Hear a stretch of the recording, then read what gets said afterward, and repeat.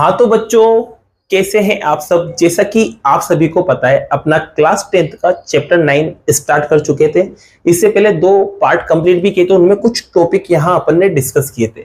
आज इसी चैप्टर का पार्ट 3 स्टार्ट करने वाले हैं और इसके कुछ टॉपिक को यहाँ डिस्कस करने वाले हैं। और टॉपिक के नेम्स आप यहाँ देख सकते हो, टॉपिक के नेम आपको दिख रहे होंगे। तो बारी बारी समझते हैं कि ये टॉपिक है क्या। तो इनको स्टार्ट करते हैं बच्चों। तो सबसे पहले आपके वर्ड है अपर्चर। अब अपर्चर के बारे में अपन सीखने वाले हैं। अब अपर्चर किसके लिए सीख रहे हैं बच्चों? स्फेरिकल मिरर के लिए। अब आपको पता है स्फेरिकल मिरर 2 तरीके का होता है बच्चों, एक तो ए से और एक ए से। आपको पता है पॉलिश हमेशा राइट साइड में होगी बच्चों। पॉलिश किधर होगी? राइट साइड में। अब इसका रिफ्लेक्टिंग सरफेस जो है वो अंदर की तरफ है, तो ये होगा आपके पास कॉनकेव, और इसका रिफ्लेक्टिंग सरफेस जो है वो बाहर की तरफ है, तो ये क्या कहलाएगा बच्चों? आपके कॉन्वेक्स। अब बात करते हैं अपर्चर की। तो अपर्चर होता क्या है? तो बच्चों ये जो मिरर होता है ना, ये मिरर की जो लेंथ होती है, ये वाली लेंथ, इसको क्या बोला जाता है? अपर्चर बोला जाता है। और यहाँ लेंथ वर्ड यूज ना करके इस लेंथ को अपन ने क्या वर्ड यूज में किया है? डायमीटर वर्ड में यूज किया है। तो अपन कह सकते हैं, अपन क्या कह सकते हैं बच्चों? The diameter of reflecting surface, the diameter of reflecting surface of spherical mirror. Diameter का मतलब है लेंथ। जो रिफ्लेक्टिंग सरफेस उसकी लेंथ जो है स्फेरिकल मिरर में, वो क्या कहलाती है? अपर्चर कहलाती है। तो अपर्चर आपको समझ में आ गया होगा बच्चों। अब अपर्चर आपको समझ में आ गया तो बात करते हैं पोल की, और पोल क्या है उसको भी समझते हैं।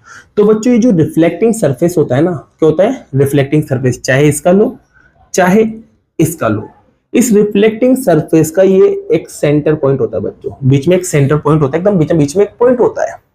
इस पॉइंट को क्या बोलते हैं बच्चों? अपन पोल। तो देखो सीधी सी बात है, पोल की जो डेफिनेशन है, जो दूसरी डेफिनेशन आएगी पोल की, वो क्या बनेगी? तो सीधी सी बात, इसकी डेफिनेशन है the centre point of reflecting surface, the centre point of reflecting surface is called pole. मतलब इस रिफ्लेक्टिंग सरफेस का जो सेंटर पॉइंट होगा उसको क्या कहते हैं? पोल। और एक बात और बच्चों, इसको जो डिनोट करते हैं ना, वो किससे करते हैं? Capital P. तो यहाँ पर इसको डिनोट करेंगे पी से, और इसके लिए भी इसको डिनोट करेंगे अपन यहाँ पी से। तो आपको पोल समझ में आ गया होगा। अब बात करते हैं बच्चों सेंटर ऑफ कर्वेचर की। सेंटर ऑफ कर्वेचर क्या होता है? तो देखिए इसको समझते हैं। तो सेंटर ऑफ कर्वेचर को समझने के लिए आप देखिए बच्चों, अपन बनाते हैं सबसे पहले एक स्फेरिकल मिरर। ये मैंने एक स्फेरिकल मिरर बना दिया। अब जानते हैं आप ये स्फेरिकल मिरर है, तो इसको जब अपन बढ़ाएंगे, क्योंकि ये एक स्फेयर का पार्ट होता है बच्चों, तो इसको बढ़ाएंगे वापस, तो एक क्या बनेगा? स्फेयर तैयार होगा बच्चों। क्या तैयार होगा? स्फेयर। और जब स्फेयर तैयार होगा तो आपको पता है स्फेयर का क्या होता है बच्चों? एक सेंटर होता है, और उसी सेंटर को अपन क्या बोल रहे हैं यहाँ पर? Centre of curvature. तो इसका यहाँ पर एक ये सेंटर होगा बच्चों, इसको अपन बोलेंगे सेंटर ऑफ कर्वेचर, और डिनोट करते हैं इसको कैपिटल सी से। और यहाँ पर कौन बैठा हुआ है बच्चों? पोल। तो सीधी सी बात है, इसकी डेफिनेशन क्या बनेगी? तो डेफिनेशन ये बन सकती है, we know that spherical mirror is the part of sphere, is the part of sphere and its center is known as center of curvature। Denote किससे करेंगे बच्चों? सी से। अब ये तो देखो बच्चों कॉनकेव मिरर था, मिरर ऐसा भी तो हो सकता था बच्चों, ठीक है। पॉलिश तो हमेशा इधर की तरफ रहेगी, सही। रिफ्लेक्टिंग सरफेस इधर की तरफ है, तो इसको जब बढ़ाएंगे तो स्फेयर इधर की तरफ बनेगा। तो इसमें सेंटर किधर आएगा? इधर की तरफ आएगा, ये ध्यान रखना। तो इसमें सेंटर उधर की तरफ आता है और इसमें सेंटर इधर की तरफ आता है। पोल अपनी जगह फिक्स है। तो आपके पास सेंटर, अगर कॉनकेव मिरर है तो सेंटर इधर होगा, और कॉन्वेक्स मिरर है तो सेंटर उधर होगा। तो आपको सेंटर ऑफ कर्वेचर समझ में आ गया होगा। अब जब सेंटर ऑफ कर्वेचर आपको समझ में आ गया होगा, तो आप रेडियस ऑफ कर्वेचर को इजीली समझ सकते हैं। कैसे समझ सकते हैं? इजीली। अब जब भी आपको बच्चों डिस्टेंस का मेजरमेंट करना हो, एक बात और ध्यान रखना है आपको, जब भी डिस्टेंस नापना हो तो डिस्टेंस हमेशा कहां से नापी जाती है? पोल से नापी जाती है। ये ध्यान रखना। मिरर के अंदर चाहे लेंस के अंदर, लेंस में ऑप्टिकल सेंटर आ जाता है, मिरर में पोल आता है, तो हमेशा मिरर में डिस्टेंस पोल से नापी जाती है। तो अब समझते हैं रेडियस ऑफ कर्वेचर को।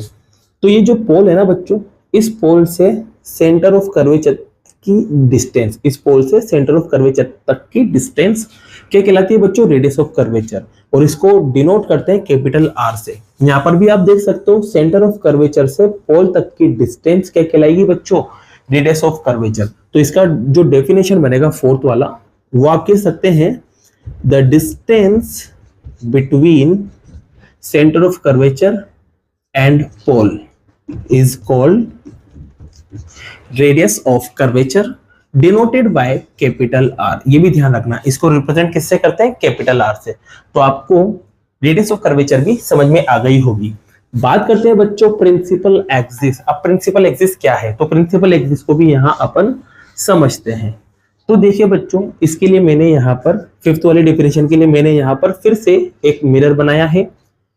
इसका ये रिफ्लेक्टिंग सरफेस, इधर पॉलिश और इधर रिफ्लेक्टिंग सरफेस। आपको पता है यहाँ क्या होता है? पोल। और इसको जब घुमाएंगे तो यहाँ बीच में एक सेंटर आएगा जिसको अपन बोलते हैं सेंटर ऑफ कर्वेचर। अब प्रिंसिपल एक्सिस क्या होती है तो इसको समझिए। तो सेंटर ऑफ कर्वेचर और पोल को मिलाने वाली जो एक स्ट्रेट लाइन होती है, इमेजिनरी स्ट्रेट लाइन जो होती है, उसको अपन बोलते हैं बच्चों प्रिंसिपल एक्सिस। अब आप कहोगे सर रेडियस ऑफ कर्वेचर भी तो यही थी। तो रेडियस ऑफ कर्वेचर यहां से यहां तक थी बच्चों, और प्रिंसिपल एक्सिस की कुछ भी लंबाई नहीं होती। कितना भी आप इसे आगे बढ़ा सकते हो, पीछे बढ़ा सकते हो, मतलब एक स्ट्रेट लाइन होती है बच्चों। ठीक है, तो आप इसकी क्या डेफिनेशन लिखोगे? A line joining by center of curvature and pole is called principal axis। तो प्रिंसिपल एक्सिस आपको समझ में आ गया होगा बच्चों। अब बात करते हैं यहाँ पर अपन फोकस की। तो फोकस को समझते हैं अब। और सबसे इंपॉर्टेंट डेफिनेशन होता है बच्चों फोकस का। क्या होता है सबसे इंपॉर्टेंट डेफिनेशन? तो फोकस को समझते हैं बच्चों।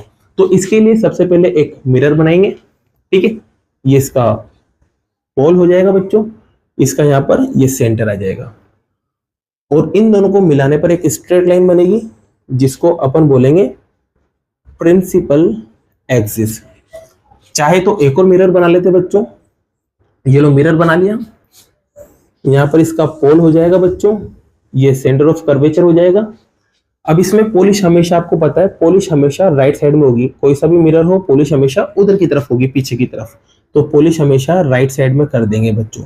अब आपको पता है जो लाइट रेज आती है वो हमेशा लेफ्ट साइड से आती है। तो लाइट रेज इधर से जाएगी और इसमें भी लाइट रेज इधर से जाएगी। तो लाइट रेज बेटा एक रूल के अकॉर्डिंग जाएगी। लाइट रेज कैसे जाएगी? रूल के अकॉर्डिंग। और वो रूल क्या होगा? पैरेलल वाला। क्या होगा बच्चों? पैरेलल वाला। तो जब भी लाइट रेज प्रिंसिपल एक्सिस के क्या हो बच्चों? पैरेलल हो। लाइट रेज प्रिंसिपल एक्सिस के क्या हो बच्चों? पैरेलल हो। तो अब पैरेलल होने के बाद वो क्या होगी बच्चों? मिरर पर आके टकराएगी। अब मिरर पर जैसे आके टकराए ना, इधर तो क्या थी? पॉलिश, तो ये उधर तो जा नहीं सकती। तो ये क्या होगी? लौट के वापस पीछे की तरफ आएगी। तो ये क्या करता है? कॉनकेव मिरर दोनों लाइट को एक पॉइंट पर कलेक्ट कर लेता है। क्या कर लेता है? दोनों लाइन को एक पॉइंट पर कलेक्ट कर लेता है। जैसे कि देखो ये लाइन इधर आई और ये लाइन इधर आई, तो दोनों लाइन को एक ही पॉइंट पर कलेक्ट किया गया। ये जो पॉइंट है इसको क्या बोलते हैं बच्चों? अपन फोकस कहते हैं। सेम टू सेम रूल इस पे भी लगा सकते हैं बच्चों। लाइन पैरेलल आई ऊपर से भी और लाइन नीचे से भी क्या है बच्चों? पैरेलल आई। अब देखो पॉलिश है तो क्या होगा बच्चों? उधर तो लाइट जा नहीं सकती। अब क्या होगा? ये इसको वापस पीछे की तरफ फेंकेगा। तो मतलब इस लाइट रेस को क्या कर देगा? फैला देगा। क्या कर देगा बच्चों? फैला देगा। मतलब ऐसे पीछे की तरफ ये फेंक देगा। अभी बच्चों ये इधर तो दूर जा रही है, लेकिन पीछे की तरफ अगर मिला के देखे अपन, इमेजिनेशन करें तो पीछे की तरफ ये मिलती हुई दिखेगी। तो अपना ये इमेजिनेशन जो है अपन इसको आगे बढ़ा के देखें यहाँ, तो लाइट रेस देखो बच्चों आगे जाती हुई मिलती हुई दिख रही है। तो जिस भी पॉइंट पे मिलेगी उसको क्या बोलेंगे अपन? फोकस। तो अपन कह सकते हैं फोकस की सीधी सी डेफिनेशन, जब लाइट रेस जो है वो प्रिंसिपल एक्सिस के पैरेलल हो तो वो यहां से क्या होगा? उसका रिफ्लेक्शन होगा। तो रिफ्लेक्शन के बाद बच्चों वो एक पॉइंट पर मिलेगी या मिलती हुई दिखेगी, एक फिक्स पॉइंट पर। उस फिक्स पॉइंट को क्या बोला जाता है? फोकस बोला जाता है। तो इसकी अगर अपन डेफिनेशन की बात करें तो डेफिनेशन अपन कह सकते हैं when light rays coming parallel to principal axis, है ना। फिर उसके बाद क्या होगा बच्चों? After reflection these light rays meet at fixed point, एक फिक्स पॉइंट पे मिलेगी या फिर मिलती भी दिखेगी, तो इसको बोल सकते हैं अपन और appear to meet at a fixed point. This fixed point is known as focus. क्या कहलाता है बच्चों? फोकस। और इसको डिनोट किससे करते हैं? तो इसको ध्यान रखना बच्चों, हमेशा कैपिटल एफ से डिनोट करते हैं। तो यहाँ पर देखो ये कैपिटल एफ से डिनोट कर दिया, यहाँ पर भी क्या कर दिया? कैपिटल एफ से डिनोट। तो एक बात और पता चली, इसमें सेंटर ऑफ कर्वेचर भी इधर, फोकस भी इधर, उसमें सेंटर ऑफ कर्वेचर भी उधर, फोकस भी उधर। तो आपको फोकस भी समझ में आ गया होगा।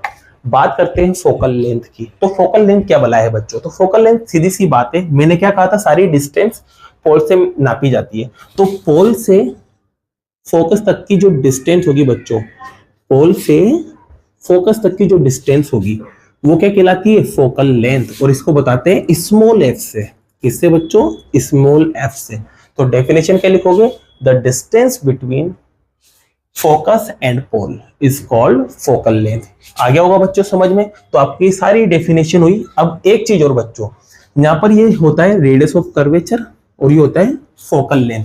तो रेडियस ऑफ कर्वेचर और फोकल लेंथ में एक रिलेशन होता है। तो रिलेशन आप देख सकते हो बेटा, ये रेडियस ऑफ कर्वेचर है। तो रेडियस ऑफ कर्वेचर का जब आप हाफ करोगे तो आपको क्या मिलेगा? फोकल लेंथ मिलेगा।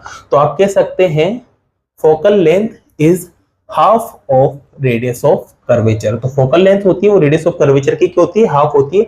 तो ये रिलेशन भी आपको याद रखना है बच्चों के focal length radius of curvature का हाफ होती है। तो इसी के साथ इस टॉपिक को आज फिनिश करते हैं। बाकी के जो नेक्स्ट टॉपिक है वो नेक्स्ट वीडियो में अपन कंप्लीट करेंगे। अगर वीडियो पसंद आई हो बच्चों तो वीडियो को लाइक कीजिए और चैनल को सब्सक्राइब कीजिए। Thank you so much.